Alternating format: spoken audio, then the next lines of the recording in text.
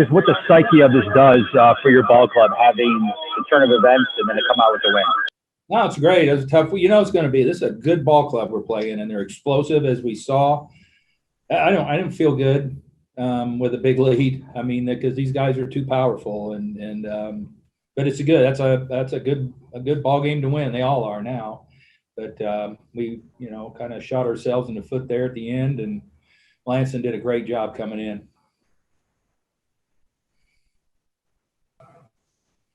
Go ahead, DOB. Hey, Snit. How's Freddy's elbow? He stayed in the game, so I'm assuming it's all right. Yeah, he he stung him pretty good, and he lost feeling. But I think after he got through that inning and came back in, he got all his strength back and all, and he should be okay. We'll see in the morning. Was funny bone thing, or yeah, just stung him good, and he lost. Went numb on him. It just takes a while for it to come back.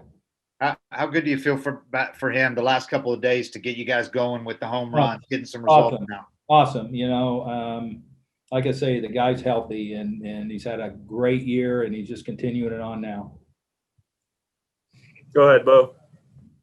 What'd you think of Ian today, just to be able to keep them scoreless, and did you just kind of have a feel as the innings went on what you're going to do? He was just really working. I mean, there was traffic. He did a great job of never giving in. He kept pitching. He was off. I mean, as evidenced by the walks and the pitch count. He wasn't real sharp. It's going to happen. But to his credit, he kept things manageable. Didn't let an inning get out of hand, and that's what a great trait for a young pitcher. That in our bullpen we had a lot of guys available, so he did a good job of holding the game in check right there, despite all he had 5 walks, 6 walks, something like that. Because it was a struggle for him throughout. Go ahead, Jeff. Yeah, Brian, a couple questions. First of all, what's your level of concern now? The Dodger bats obviously came alive here late in the game. Just them moving forward in terms of I don't know that's like I said, that powerful team there, and I'm not concerned. I and any more than I was yesterday when we started, because it's just it's like it's one of those teams where until that 27th out is made, you don't feel good, because of what they're capable of doing. These guys have been through those wars, and they're a good ball club, and you got to make pitches, you got to hit locations, and so it's going to be, this whole thing's going to be tough. And then, have you made any decisions on starting pitchers beyond tomorrow? Yeah. No, we'll wait and see probably tomorrow and how the game shakes up. Jessica.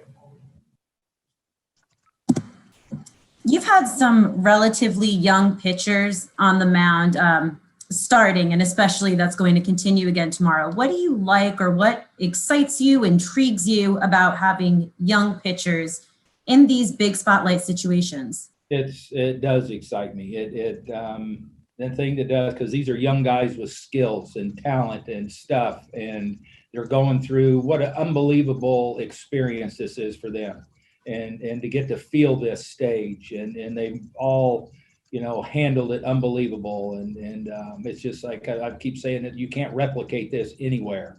And they've passed all the tests today. Ian didn't have, his command was shaky. He wasn't great, but he just, he kept pitching. He kept, trusting his stuff, and kept us, right there, kept him scoreless despite all the traffic that he had.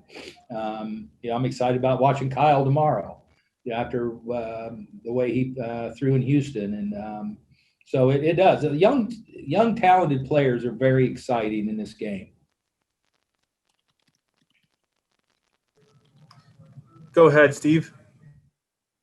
Yeah, Brian, what was your thinking in taking Ian out in the 4th inning, and with a more experienced guy, might you've let him try to work things out?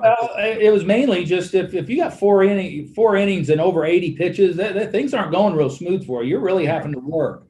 You combine that with probably the mental type thing of this situation, and it was no easy sledding for him. So in retrospect, after that long inning, I'd have probably taken him out anyway, even if we were going to have him go back out when we hit for so long in that inning, we'd have banged him anyway. But that being said, I just felt like after 4 innings and that many pitches, going through that lineup the third time didn't just seem real good to me.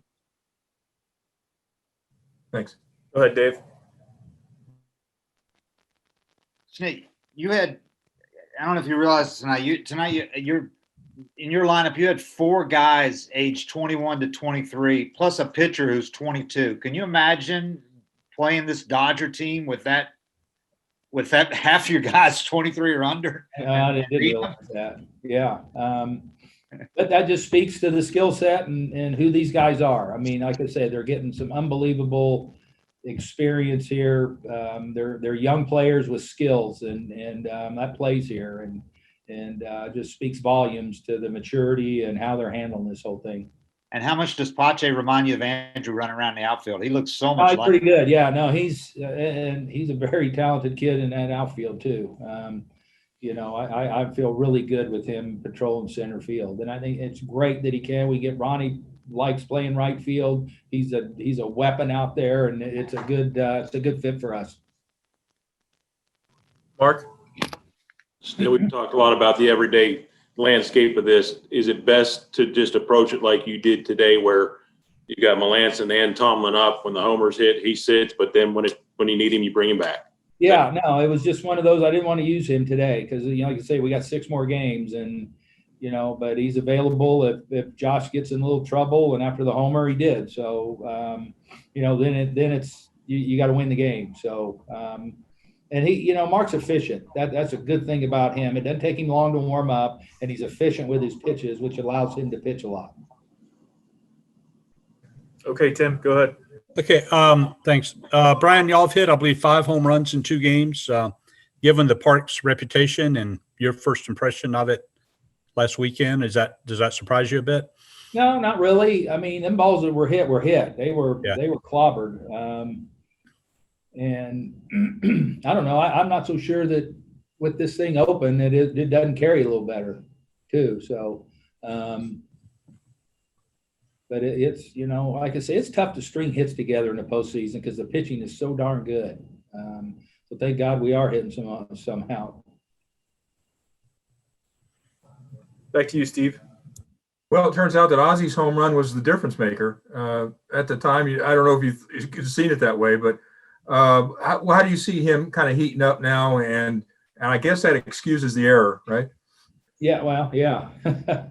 No, I feel good. It's good because, like I say, I said yesterday, if we can get him and Austin going, that add a ton to our lineup. Austin had some really good at-bats, I thought, today, too. Just missed a couple. And Ozzie's starting to swing the bat really well, too, so that's a good sign. Go ahead, Jeff. Snit, what's your scouting report on Mark Melanson, the outfielder? And, yeah, I noticed he's had 2 really good catches the last 2 nights. I don't know, I guess he's playing the card. He's well-positioned. both Albies. Yeah, right. He knows where to play Ozzie. All right. I think that's a good one to end on. Snit, thanks for your time. All right. Thank you all. See you tomorrow.